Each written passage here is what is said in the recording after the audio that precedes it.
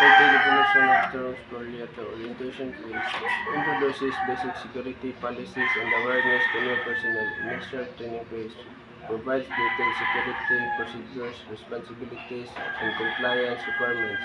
Continual education quiz regular updates, drills, and refresher courses on involving security threats. Specialized training quiz advanced security training for personnel in high risk or sensitive roles. Evaluation and reinforcement, assessments, audits, and reinforcement of security practices to ensure effectiveness.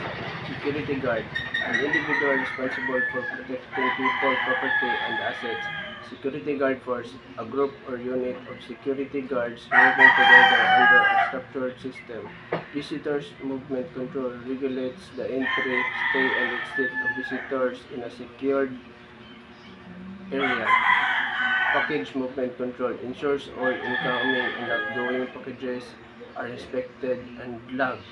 Vehicle movement control monitors and regulates vehicle entry, exit, and movement within a restricted area. Identification control verifies the identity of individual accessing a facility or area. Building access control is a security measure that regulates who can enter, exit, and move within a building. Time-based access restricts access to certain hours and days. National Police, Supervisory Officer, Security and Investigation Agencies, PNP, SOSYA.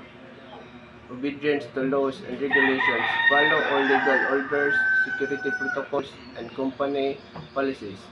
Integrity and honesty. Avoid bribery, corruption, and dishonesty in duty performance. Confidentiality. Protect sensitive information and avoid unauthorized disclosures. Alertness and vigilance. Remain watchful, proactive, and quick to respond to threats. Respect for authority clients.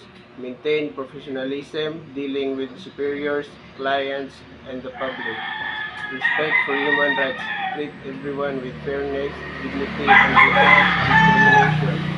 No abuse of authority. Avoid excessive force, harassment, or unjust treatment of individuals.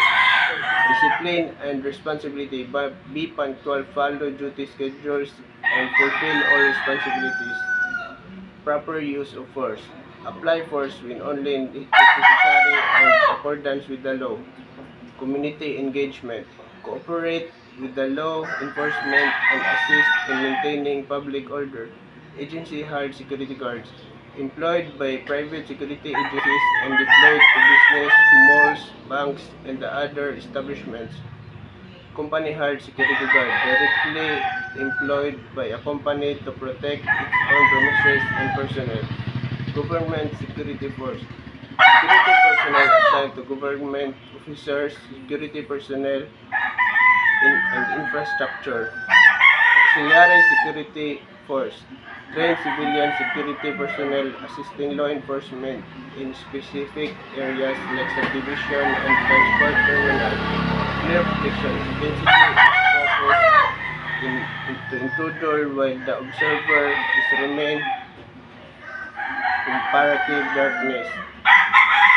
Controlled lighting is focused on the pile of items rather than the background.